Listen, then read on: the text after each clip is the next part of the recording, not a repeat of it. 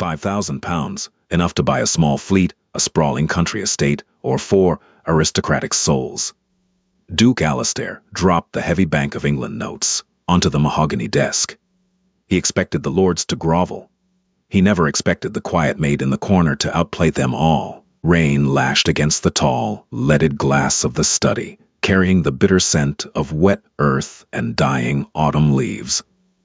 Alastair pressed 2 knuckles hard into his right temple. A headache had been brewing there since noon, a sharp, pulsing pressure that matched the ticking of the grandfather clock in the corner. He lowered his hand and surveyed the 4 men sitting on his velvet upholstery. They smelled of stale wine, nervous sweat, and heavy, expensive cologne meant to mask the former 2. These were the supposedly prime cuts of local nobility, the men vying for the hand of his younger sister, Diana. Simon slouched in the armchair, picking at a thread on his silk waistcoat. He had a weak chin and a gambling habit he thought no one knew about. Thomas sat rigidly upright on the sofa, breathing shallowly, his collar damp against his neck. Edward stared out the window with feigned boredom, rhythmically tapping a gold signet ring against his kneecap. James simply watched Alastair, his pale eyes calculating, hands steepled beneath his chin. Alastair tasted bile at the back of his throat. He hated them.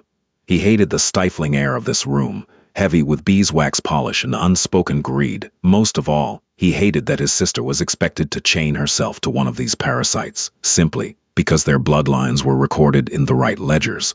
"You all profess a deep, unwavering affection for my sister," Alastair said. His voice was entirely flat. It lacked the theatrical bass most men of his station affected. It was the voice of a man who had made his fortune not by inheriting it, but by mercilessly gutting his rivals in the iron trade before stepping into his late father's vacant title. Edward stopped tapping his ring. Simon sat up. Alastair reached into the breast pocket of his charcoal wool coat. He withdrew a thick, stiff stack of paper. The sharp, clean smell of fresh ink and cotton rag paper cut through the room's stagnant air. He tossed 4 thick envelopes onto the low table, separating him from the suitors. They hit the wood with a dull, heavy thud. £5,000, Alastair said. Thomas choked on his own saliva, coughing into a linen handkerchief. James's eyes snapped to the table, his pupils dilating slightly. £5,000 was a staggering sum. It was a lifetime of luxury. It was an estate. It was salvation for a ruined family. "Consider it an advance on her dowry," Alastair continued, leaning back into the shadows of his wingback chair. "Or consider it a severance. I care very little. You have 1 month. Show me what a man does with unexpected, unearned power. Invest it, burn it, gamble it, hoard it. The man who returns in 30 days with the most compelling result marries Diana. The rest of you never set foot on my gravel again." Silence fell. It was a thick, suffocating quiet, broken only by the scrape of a stiff bristle brush against cold stone. Alastair shifted his gaze. Kneeling by the marble hearth, entirely ignored by the 4 lords, was Hazel. She was sweeping the cold ash from the morning's fire into a copper pan. Her coarse wool dress was the color of bruised plums, faded at the elbows. Gray soot coated her raw, chapped knuckles. She didn't pause her work. She didn't gasp. Her breathing remained even, her strokes methodical. Alastair watched her. He knew her name only because she was the one who consistently brought him his black tea at dawn, without trying to make conversation. She smelled faintly of lye soap, damp wool, and cold fireplaces. A dark, cynical impulse flared in Alastair's chest. He looked at the 4 lords, practically drooling over the envelopes, and then at the maid, who treated the declaration of £20,000 with the same indifference as a speck of dirt. Did she think she was above it? Or did she simply lack the imagination to be corrupt? "Wait," Alastair said. The word was sharp. The suitors who had been leaning forward froze. Alastair stood. He walked to his massive oak desk, pulled a key from his waistcoat, and unlocked the center drawer. He wrote out a 5th draft, the scratch of his steel nib loud in the quiet room. He blew on the wet ink, the smell of iron gall sharp in his nose, and folded it. He bypassed the lords entirely and stopped behind the maid. "Hazel." She stopped sweeping. Slowly, she stood, wiping her blackened hands on a rough linen apron. She didn't look him in the eye. Servants were trained to look at collarbones or shoes, but her posture wasn't cowering. It was simply tired. "Your Grace," she murmured. Her voice was slightly hoarse, textured like dry leaves. Alistair held out the folded paper. "Take it." She looked at the white paper. She looked at her soot-stained fingers. "I will dirty it, Your Grace." "I don't care. Take it." Reluctantly, she pinched the corner of the draft between her thumb and forefinger. "That is £5,000, Alistair said, loud enough for the sputtering lords behind him to hear. "The terms apply to you as well. 1 month. Show me what you value. Prove to me that your lot is any less hollow than theirs."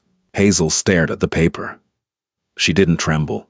She didn't weep with gratitude. She looked at the bank draft with the distinct, weary annoyance of a woman who had just been handed another mess to clean up. "Am I excused from the skirting boards in the East Wing, then?" she asked. Alistair blinked, thrown off balance. "No." Hazel nodded slowly. She folded the draft with one hand, shoved it deep into the pocket of her apron alongside a dirty rag, and picked up her ash pan. "Very good, Your Grace," she said, and quietly slipped out the servant's door. 3 days bled into a damp, miserable week. The estate of Alderley felt like a rotting tooth in Alistair's jaw, aching, persistent, and sour. The 4 lords had scattered like roaches from a lantern. Alistair sat by the window in the drawing room, nursing a glass of dark amber whiskey. It burned his throat, leaving a trail of heat down to his stomach. His spies in the city had already reported back. Simon had lasted less than 48 hours. He had taken his 5,000 to a breeder in Newmarket, purchasing 3 thoroughbreds with terrible temperaments and a carriage lacquered in an obnoxious shade of crimson. He had paraded it through the village, reeking of cheap gin, utterly oblivious to the fact that thoroughbreds ate money faster than they ran. Thomas had attempted to be shrewd. He bought into a spice consortium operating out of the East India Docks. Alistair knew the men running that consortium. They were charlatans. Thomas had handed his fortune over for worthless paper shares and a handshake. Edward, predictably, had gone straight to his creditors. He paid off his gambling debts, freeing his family estate from foreclosure, assuming Alistair would consider this a noble preservation of his house. Instead, Alistair knew Edward had already lost another £200 at the tables last night, feeling invincible again. James had simply locked his envelope in a vault at his bank. He visited it daily, paralyzed by the terror of making the wrong choice, suffocating his potential out of pure cowardice. "Predictable," Alistair muttered to the empty room, swirling the liquor. The ice clinked sharply against the crystal.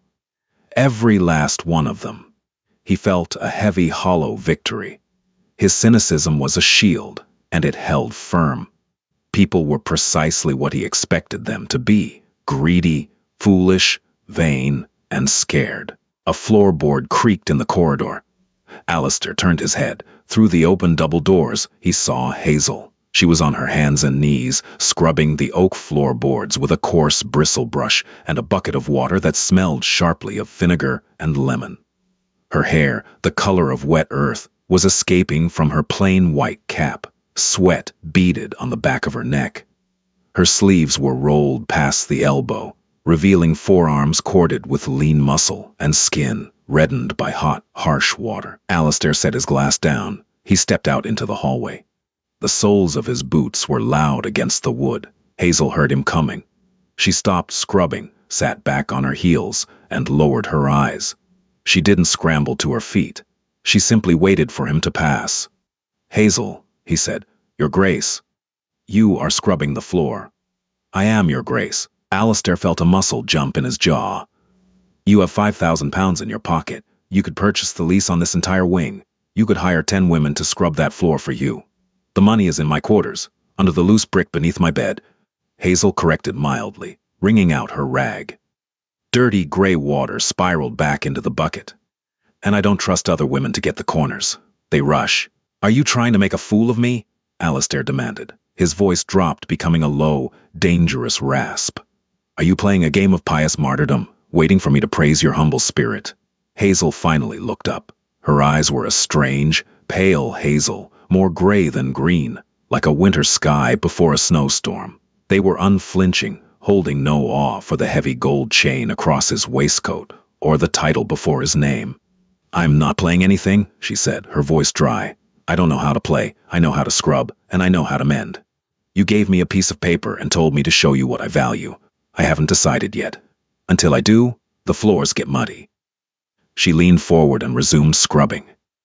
The harsh shh, shh, shh of the bristles against the oak grated on Alistair's nerves. He wanted to kick the bucket over. He wanted to shake her. He turned on his heel and strode away, the sharp smell of vinegar following him down the corridor. 2 days later, it was Hazel's half-day off. Alistair stood in the shadows of the estate's heavy stone archway.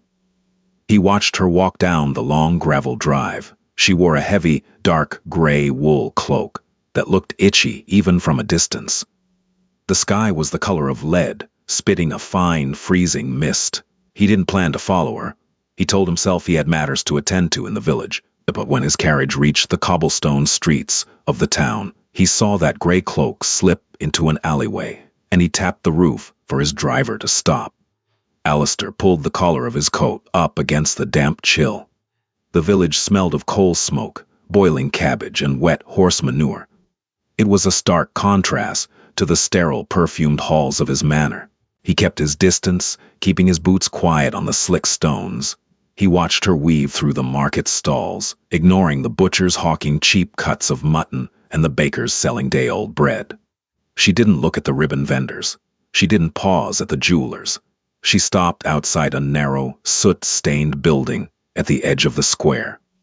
The brass plaque by the door was tarnished green. It read, "T. Penhaligon, Solicitor and Debts." Alistair frowned. Penhaligon was a bottom feeder. He handled the eviction notices, the loan defaults, the ugly, grinding machinery that kept the poor terrified and the rich comfortable. Why was she here? Was she paying off a father's debt? Buying a husband out of debtor's prison? Alistair felt a sour wave of disappointment. It was so ordinary, so terribly, depressingly common. She was just another desperate woman trying to plug a hole in a sinking ship. He stood under the dripping awning of a closed apothecary, shivering slightly as the cold mist soaked into the shoulders of his coat. He waited for 20 minutes. When the door finally opened, Hazel stepped out. She didn't look relieved. She looked pale. The lines around her mouth were tight. She clutched a thick, folded sheaf of legal parchment against her chest, right over her heart, shielding it from the rain with her cloak. She looked left, then right, and hurried back toward the estate. Alistair didn't intercept her. He watched her go, a dark silhouette against the gray fog. The headache, which had left him for a few days, began to pulse again behind his right eye. He turned and stared at the solicitor's door, an uncomfortable, gnawing curiosity taking root in his chest. Whatever she had bought, it hadn't brought her joy. It had brought her a terrible, heavy burden, and for the first time in his life, Duke Alistair realized he couldn't predict what a person was going to do next. Alistair did not wait for the carriage to warm up. He ordered his driver back to the cobblestone square, the wheels throwing icy mud against the wooden doors. The need to know gnawed at the lining of his stomach, sharp and acidic. The brass handle of the solicitor's door was freezing to the touch. Alistair pushed it open without knocking. The bell above the frame gave a pathetic, tinny rattle. The office smelled of damp rot, cheap tallow candles, and the sour metallic tang of old pennies. Dust coated the uneven floorboards. Behind a desk cluttered with leaning towers of legal dockets sat Timothy Penhaligon. The man possessed the pale, bloated look of a drowned corpse, his spectacles perched precariously on a bulbous nose. Penhaligon looked up, annoyance flaring in his watery eyes, until he recognized the cut of Alistair's charcoal coat and the hard, unforgiving lines of his jaw. The solicitor scrambled to his feet, knocking over a bottle of black ink. It bled across a blotting pad like a dark bruise. "Your Grace, Duke Alistair, I had no warning." Penhaligon wiped his stained fingers on his trousers, bowing so low his spectacles nearly slipped off. "Sit down, Penhaligon," Alistair commanded. He did not remove his hat. He did not offer his hand. He stepped into the cramped room, his tall frame making the walls feel uncomfortably close. A woman was just here, Gray cloak, brown hair, hands like a scullery maid. She left 10 minutes ago. Penhaligon swallowed hard. His Adam's apple bobbed in his thin throat. I see many women, Your Grace. It is a busy morning. Alistair walked to the desk. He leaned over it, pressing his leather-gloved hands flat against the scattered papers. He lowered his face until he was inches from the solicitor. Do not play a game of memory with me. She was carrying £5,000 in a bank draft bearing my signature. What did she buy? The solicitor's eyes darted nervously to the side. Your Grace, client confidentiality is the bedrock of my... I own the lease to this miserable building, Penhaligon, Alistair said. His voice was a low, terrifying rasp. I own the magistrate who approves your licenses. I own the ironworks that provide the coal keeping you from freezing to death in this rat trap. Tell me what she bought, or I will have you on the street by nightfall with nothing but the ink on your shirt. Penhaligon collapsed back into his chair. He pulled a heavy leather-bound ledger from the corner of his desk, his hands shaking violently. He flipped through the thick, rough pages until he found an entry, still wet with fresh ink. He turned the book around. Alistair stared at the page. The handwriting was cramped and spidery, but the figures were clear. It listed 23 names. Beside each name was a tally of debt, and beside that, a heavy black stamp, paid in full. Alistair frowned, his brow furrowing. He read the names, Miller, O'Keefe, Davies. They meant nothing to him. What is this? Alistair demanded. The sinking wards, Your Grace, Penhaligon whispered, wiping sweat from his upper lip. The tenement blocks bordering your southern ironworks. The workers there. They buy their bread, coal, and medicine from the company store on credit. The interest compounds. They can never leave. They are bound to the furnaces until they die to pay off the ledgers. Alistair felt a strange, cold numbness spread from his chest down to his fingertips. The sinking wards. He knew of them only as a line item on his quarterly revenue reports, a highly profitable, highly miserable sliver of his empire. She bought their debt, Alistair said. The words tasted like ash. All of it. Every last penny, Penhaligon confirmed, adjusting his spectacles. 23 families, 112 souls, including the children. She paid the principal, the interest, and the early release penalties. She walked out of here with nothing but the release deeds. She spent £4,980, Your Grace. She didn't even keep enough for a carriage ride home. Alistair stepped back from the desk. The air in the room suddenly felt too thin to breathe. He had expected a selfish extravagance. He had expected her to buy a cottage by the sea, or perhaps secure a dowry for herself to marry a respectable merchant, escaping the drudgery of the ash pans forever. He had expected her to prove that beneath the quiet humility of a servant lay the exact same greed that fueled the lords in his drawing room. Instead, she had taken a king's ransom and thrown it into the filth of his own ironworks to buy the freedom of strangers. Alistair turned and walked out of the office. The cold mist hit his face, but he didn't feel it. He found Hazel 2 hours later in the silver pantry of Alderley Estate. The small, windowless room smelled acridly of ammonia, chalk paste, and tarnished metal. A single oil lamp burned on the table, casting long, jumping shadows against the stone walls. Hazel was sitting on a wooden stool, a heavy silver soup tureen in her lap. She was rubbing a dark cloth vigorously against the ornate handles, her knuckles white with the effort. Alistair closed the heavy door behind him. The latch clicked loudly. Hazel stopped rubbing. She didn't look up, but her shoulders stiffened. Your Grace, am I needed in the dining room? No, Alistair said. He walked slowly toward her.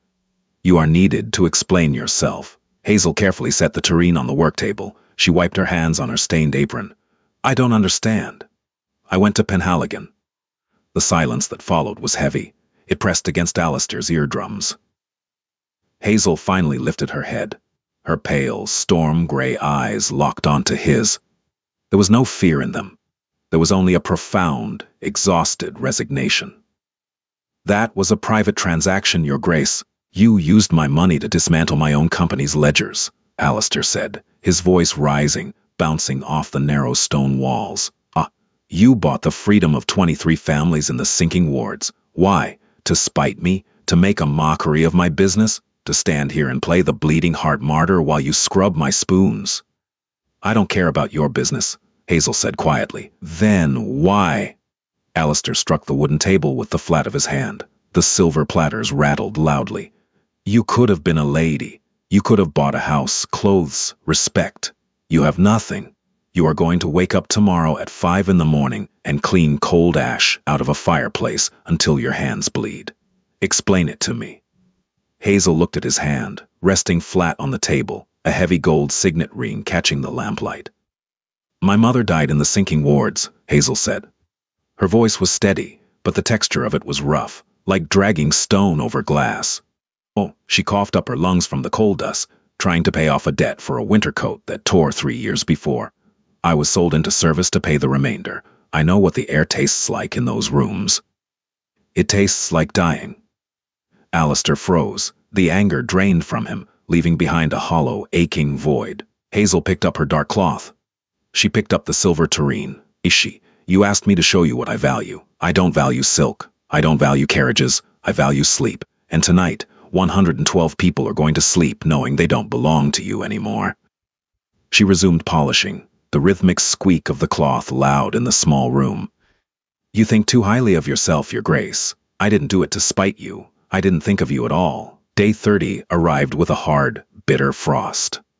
The windows of the drawing room were rimed with thick ice, obscuring the sprawling manicured lawns of Alderley. The grand fireplace crackled with dry birch logs, throwing desperate heat against the chill. The air in the room smelled of heavy wool, burning peat, and the sharp, sour scent of nervous men. Alistair sat in his wingback chair, his legs crossed, resting a heavy crystal tumbler of water on his knee. He had not slept in 3 days. Dark circles bruised the skin beneath his eyes. He watched the 4 lords squirm on the velvet sofas they had returned. Like stray dogs smelling a butcher's open door, they simply couldn't stay away from the promise of Diana's vast dowry. Simon was nursing a split lip and a bruised cheekbone.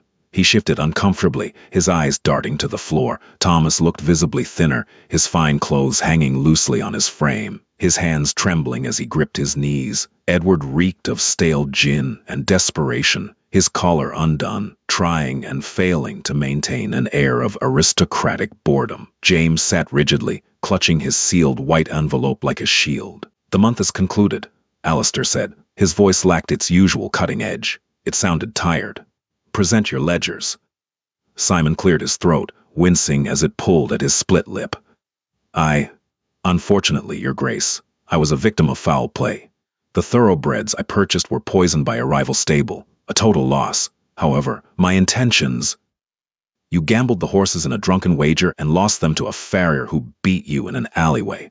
Alistair interrupted, not even looking at him. Next. Thomas swallowed hard.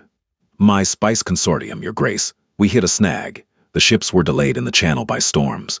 The cargo spoiled. It was an act of God. Unpredictable. You bought shares in a phantom company from a man who is currently swinging from a rope in Newgate Prison for fraud. Alistair corrected tonelessly. Next. Edward didn't bother making an excuse. He stared at the carpet. I paid my family's debts. The money is gone. But my estate is secure, which makes me a stable match for your sister. You paid your debts and then accrued £2,000 more at the roulette tables in Mayfair, Alistair said. He finally looked up, his gaze pinning Edward to the sofa. You are not stable. You are a sinking stone. Alistair turned to the final suitor. James puffed out his chest. He slid his thick envelope across the low mahogany table. It stopped inches from Alistair's boots. The red wax seal was completely unbroken. I did not squander your generosity, Your Grace, James said, a smug, oily smile spreading across his face. I recognize this test for what it was. A trap for the foolish. I return the £5,000 to you, completely untouched. I have proven my restraint. I have proven I am a safe harbor for your sister's future. Alistair stared at the white envelope. It was perfectly pristine, not a single smudge. You did nothing, Alistair murmured. I preserved the capital, James argued, his smile faltering slightly. You took power and you locked it in a dark box because you were terrified of the world, Alistair said, leaning forward. You didn't preserve anything, you merely existed. That is worse than failing. The four men stared at him in stunned silence. Simon wiped his mouth. Then who wins, your grace? We have all presented our cases. Who marries Diana? Alistair did not answer him. He reached over to the small silver bell on the side table and rang it twice. The sharp, high chime cut through the heavy air. The heavy oak doors of the drawing room clicked open. The butler bowed his head. "Fetch Hazel," Alistair commanded. The suitors exchanged confused glances. Edward frowned, his brow crinkling. "Hazel? Who is Hazel? Is there a fifth lord you kept hidden from us?" A minute passed. Only the ticking of the grandfather clock and the crackle of the birch logs broke the quiet. Then the door opened again. Hazel stepped into the room. She was not wearing a silk gown. She wore her Sunday wool dress, plain and unadorned, the color of wet slate. Her hair was pulled back tightly beneath a white cotton cap. Her hands, red and calloused, hung loosely at her sides. She smelled faintly of lye soap and the sharp, clean bite of the winter air outside. She stood at the edge of the Persian rug, refusing to sink her heavy boots into its expensive pile. James scoffed, a short, ugly sound. "Alistair, what is the meaning of this? You bring a scullery maid into our presence during a private negotiation." "She is not a spectator," Alistair said softly. He stood up, towering over the sitting lords. He walked to Hazel. The contrast between his sharp, tailored clothes and her rough, mended wool was stark. "Hazel received the exact same envelope you did," Alistair said to the room, though his eyes never left the maid. £5,000. 30 days. The lords erupted. Simon stood up, outraged. Thomas gasped. "You gave a servant a fortune?" Edward spat, his face flushing crimson. "Are you mad? She likely buried it in a ditch or bought a tavern." "Quiet," Alistair roared. The sheer volume of his voice slammed into the walls, silencing the men instantly. He turned back to Hazel. His chest felt tight. "Show them." Hazel reached into the deep pocket of her wool dress. She pulled out a thick stack of folded legal parchment. The edges were frayed, but the thick black stamps on the pages were highly visible. She walked to the mahogany table and dropped the heavy sheaf of papers right next to James's pristine envelope. The parchment hit the wood with a dull, heavy thud. "What is that?" James demanded, squinting at the documents. "Those are the debt ledgers for the sinking wards," Alistair said. The words tasted heavy on his tongue. 112 people, indentured to my ironworks, starving, freezing, coughing up black soot to pay off a company store. Alistair turned to face the suitors, his eyes blazing with a strange, terrifying light. Simon bought horses. Thomas bought fake spices. Edward bought roulette chips. James bought his own cowardice. He pointed to the stack of rough parchment. She bought human lives. She bought their freedom, and she left herself with absolutely nothing. The lords stared at the papers. Edward let out a slow, cruel laugh. "So she wasted it. She threw away £5,000 on gutter trash with zero return on investment. She's a bigger fool than any of us." Alistair looked from the mocking lords to the quiet maid standing entirely still by the door. He opened his mouth to defend her, to shred these men with his usual cutting rhetoric. He wanted to explain the profound, crushing weight of what she had done. He wanted to articulate the sudden, violent realization that all his wealth, all his power, and all his cynical intelligence paled in comparison to the quiet courage of a woman who scrubbed his floors. But as he looked into Hazel's storm-gray eyes, the words died in his throat. The great Duke Alistair, the most feared negotiator in the iron trade, stood in his magnificent drawing room, surrounded by fortunes and fools, entirely and utterly speechless. Edward's harsh, mocking laughter finally snapped the spell. It echoed in the vast room, ugly and grating against the quiet crackle of the birch logs. Alistair didn't shout. He didn't reach for his riding crop or ring the bell for his guards. He simply turned his head, his dark eyes locking onto Edward with the terrifying, crushing weight of a collapsed iron mine. "Get out!" The words barely disturbed the air, yet they carried a lethal promise. Edward stopped laughing. The sneer died on his mouth. He looked at Alistair, then at the heavy silver bell on the table, and finally swallowed hard. Leave Alderley, Alistair continued, his voice dropping into a raspy glacial register. If any of you ever approach my sister, step onto my land, or speak my family's name in your wretched gambling halls, I will buy your debts. I will buy your ancestral homes, evict your mothers, and turn your estates into coal ash repositories. Get out of my sight. The lords moved blindly, stumbling over each other in their haste. They smelled of sour fear and unwashed wool. James didn't even stop to retrieve his pristine envelope. The heavy oak doors slammed shut behind them. The brass latch clicked into place, echoing like a gunshot in the cavernous room.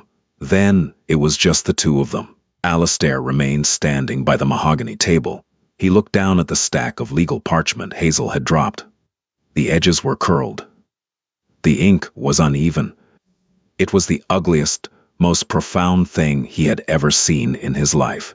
He reached out and touched the top page. The paper was coarse, biting roughly against his sensitive fingertips. He felt entirely stripped bare. His cynicism, the heavy iron armor he wore to survive the vicious circles of high society, lay in pieces on the Persian rug. He looked at Hazel.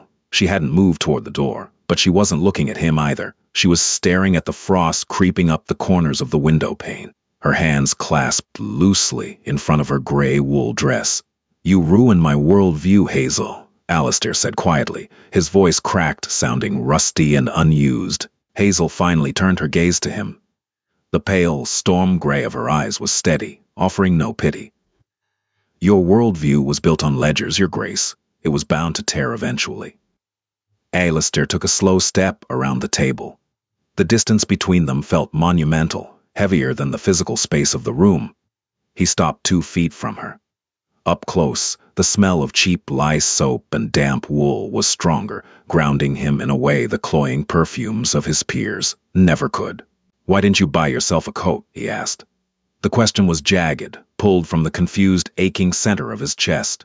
Why didn't you buy a carriage ride home from the village? You walked 2 miles in the freezing mist. You had nothing left. I have a coat, Hazel replied flatly. And walking keeps the blood moving. If you stop moving, the cold gets into your bones. Stop, Alistair whispered. He closed his eyes for a fraction of a second, the pulsing headache entirely gone, replaced by a terrifying clarity. Stop pretending this is ordinary. He reached out. His movement was hesitant, lacking his usual decisive arrogance. He didn't take her hand. He merely held his palm open in the space between them, an invitation he fully expected her to reject.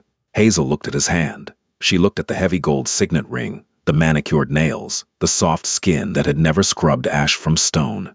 Then, with a slow, deliberate movement, she rested her hand in his. Her skin was ruined. It felt like raw canvas, scarred by burns and permanently chapped by harsh chemicals.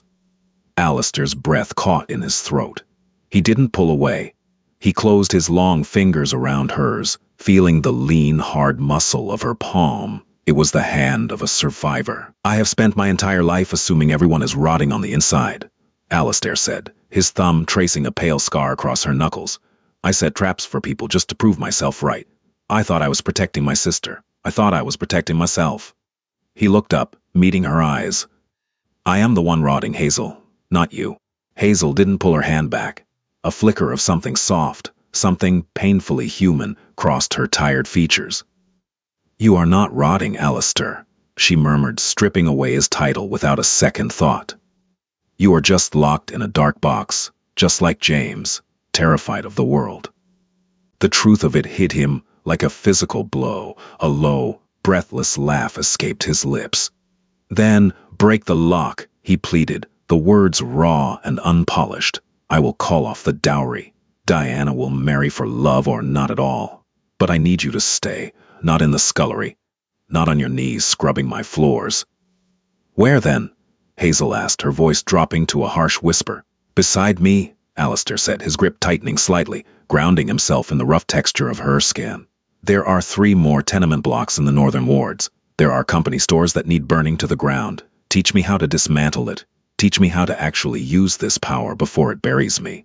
Hazel searched his face. She looked for the lie, the trap, the aristocratic game. She found only a terrified, exhausted man, desperate to be better.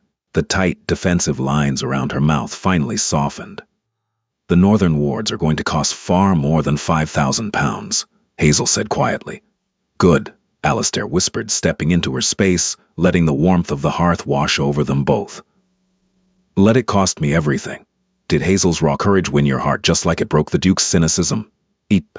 Sometimes the most powerful move on the board isn't played by a king, but by the pawn everyone ignored. If this story made you feel something real, hit that like button right now. Share this video with someone who loves a truly grounded historical drama, and don't forget to subscribe to the channel. Drop a comment below. Would you have spent the money the way Hazel did?